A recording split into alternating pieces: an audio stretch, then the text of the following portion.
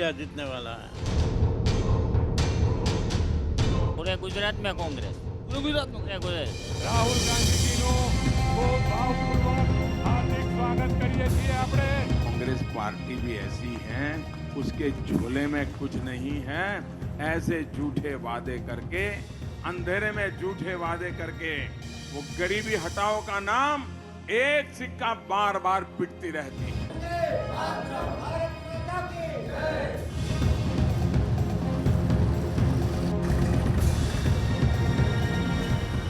जूनागढ़ में सियासी जंग, क्या फिर चढ़ेगा जूनागढ़ पर भगवा रंग?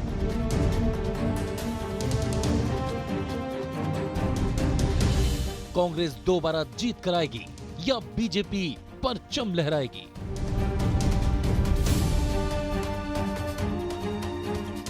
गुजरात के 7वें बड़े शहर जूनागढ़ की जनता किसके हक में है और किसे करेगी निराश? ये सवाल गुजरात के सियासी समर में अहम है, जहां पार्टी के हिसाब से नहीं बल्कि व्यक्ति के हिसाब से जनता अपने रहनुमा का चुनाव करती है। उसी जूनागढ़ की जनता की क्या है मन की बात? जानने के लिए न्यूज नेशन की टीम पहुंच चुकी है गुजरात के जूनागढ़। जूनागढ़ सौराष्ट्र का ऐतिहासिक, खूबसूरत और नवाबों का शहर। आज़ादी के वक्त भी विवादों में घिरा जूनागढ़ राजनीति में हर बार कुछ अलग करता है। अगर पिछले चुनाव की बात करें तो जूनागढ़ यहाँ से कांग्रेस के स्ट्रॉन्ग होल्ड के तौर पर दिखाई दिया, यानी बीजेपी सत्ता जो बनाती रही लेकिन यहाँ से सिर्फ एक सीट जीतने में कामयाब हुई थी।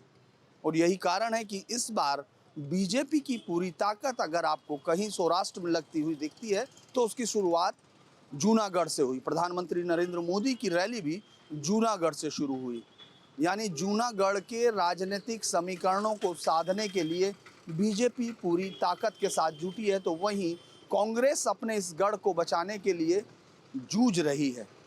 ऐसे में आम आदमी पार्टी का तीसरा सिरा कैसे इन दोनों बैलेंस को बदलता है, ये देखने के लिए चलिए देखते हैं केम छो गुजरात में जूनागढ़ की रणनीतिक तैयारियां।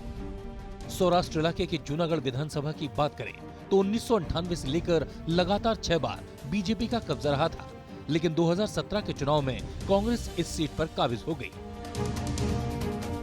ऐसे में सवाल ये है कि क्या जूनागढ़ की जनता दोबारा बीजेपी को अपनी रहनुमाई का मौका देगी?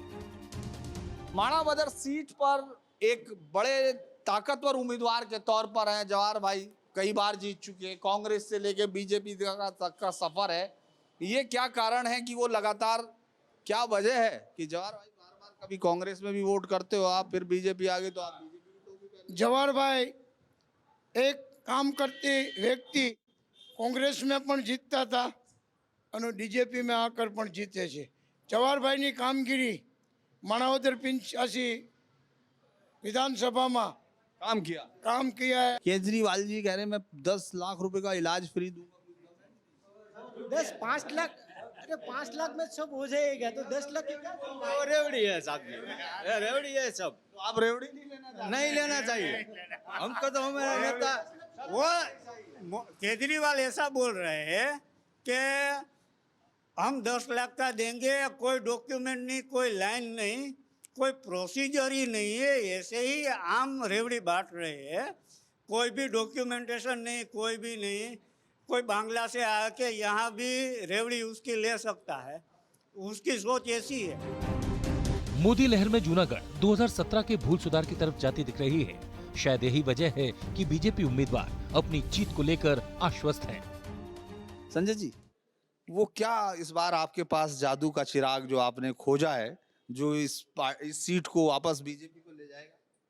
जादू का चिराग तो भारतीय जनता पार्टी के लाखों कार्यकर है, जो उनकी पार्टी के प्रति निष्ठा, पार्टी के प्रति काम करने की ताकत, और देश के प्रधानमंत्री आदरणीय श्री नरेंद्र भाई मोदी जो एक पिछले हुए नीचे लोगों को जो छोटी छोटी चीज़ें के लिए मदद करते हैं, और जो चीज़ें कभी देश आज़ाद हुआ ये 75 साल तक नहीं मिली है, ये चीज़ गांव के छोटे छोटे लोगों को जो पहुंचाने का काम नरेंद्र भाई ने किया है। कि आपके बराबर के जिले में मुख्यमंत्री पद का कैंडिडेट है आम आदमी पार्टी का, तो आप उनको हल्के में ले रहे हैं?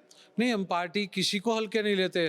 भारतीय जनता पार्टी कोई भी प्रत्याशी है, या कांग्रेस का है या आम आदमी पार्टी का है या निर्दलीय है, हम किसी को हल्के में नहीं ले। हम सबको एक सक्षम लेके ही भारतीय जनता पार्टी का कार्यकर काम कर रहे हैं। जूनागढ़ की सीट भारतीय जनता पार्टी जीतेगी, उसमें कोई शंका है नहीं। और पार्टी गुजरात के अंदर 140 के प्लस सीट लेके आएगी। वहीं कांग्रेस अपनी जीत को दोहराने को बेताब है, लेकिन आवाम की अग्नि परीक्षा में किस हद तक सफल हो पाएगी कांग्रेस, फिलहाल कह पाना मुश्किल है। बावजूद इसके कांग्रेस प्रत्याशी के अपने दावे हैं।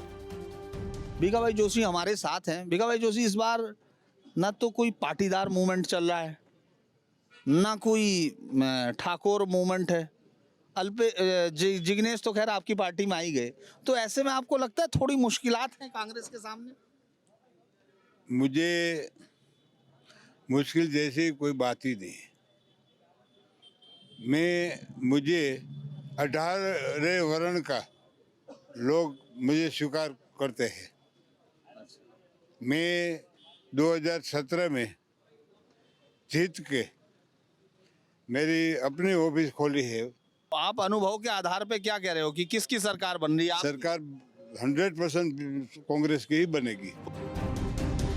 कांग्रेस के वोट बैंक में सिंध लगा चुकी आम आदमी पार्टी भी दलीलों के दम पर दावे करने में पीछे नहीं है। अरविंद केजरीवाल जी ने जो गारंटी दी थी, महिलाओं के लिए गारंटी दी थी, युवाओं के लिए दी थी, बिजली की गारंटी दी थी, वो सभी का पार्टी ने गारंटी कार्ड निकलवाया था। तो हमने जूनागढ़ में 25,000 लोगों तक गारंटी कार्ड पहुंचाया है। हमने सदस्यता अभियान किया है, हमने बिजली आंदोलन किए हैं, हमने जब गरबा पे जीएसटी लगे थे तब उसके लिए हमने आंदोलन किए थे, हम जेल में गए थे। तो सभी इसके आधार पर हम जीते गए। क्या है मामला, कुछ है दम? मामला तो अभी कांग्रेस के बीजेपी कोई रेस में ही नहीं, रेस में ही नहीं है। रेस में ही नहीं है। केजरीवाल साहब आ रहे, कुछ है? आएगा ना, पक्का आएगा। अच्छा ये बताइए गजरा भाई, सरकार बननी क्या आपकी? सरकार बनाएंगे, क्यों नहीं बनाएंगे? ये लोग किसको वोट देंगे? ये सब त्रस्त है, आप देख रहे हो। हर समाज आंदोलन करे। अभी मालधारी समाज है, उसने तो अपने जो कस्बे होते हैं जहाँ रहते हैं उसने बोर्ड लगा दिए, सभी जगह बैनर लगाए गए, यहाँ भारतीय जनता पार्टी के लोगों को आना मना है। गुजरात के जूनागढ़ की बात करें तो यहाँ मुस्लिम मतदाताओं की तादाद निर्णायक साबित होती है। ऐसे में मोदी के जादू का असर उन पर कितना है, आइए वो भी जान लेते हैं। अच्छा बीजेपी आप ही से शुरू करते हैं, क्या दिक्कत ये बताइए? बीजेपी ने तो अभी तक कुछ लघुमती समाज के लिए यहाँ कुछ किया ही नहीं है। कुछ नहीं किया? नहीं, कुछ नहीं। लास्ट टाइम भी कांग्रेस को हमने सीट दी थी, इस टाइम भी पूरी मेजोरिटी के साथ में कांग्रेस को सीट देने वाले हैं। पूरा लघुमती समाज है, हमारा खुद का समाज है, पटेल समाज है, वो सब कांग्रेस के साथ में है। गुजरात में इतनी अच्छी कानून व्यवस्था है कि महिला रात को 12 बजे भी पूरे आभूषण पहन के जा सकती है।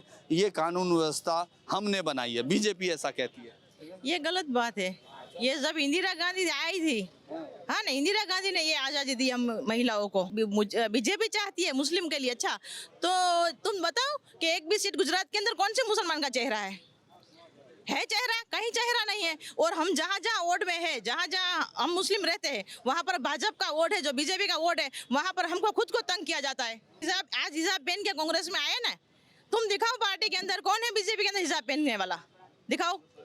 क्या हिजाब बड़ा मुद्दा रहेगा? हाँ तो बड़ा ही रहेगा ना। हम औरतों की इज्जत है ना, हम मुस्लिम समाज की इज्जत है। हमारे बच्चे भी पढ़े लिखे हुए, आज हमारे बच्चे भी मजदूरी करने जा रहे हैं। कौन सा विकास हुआ है?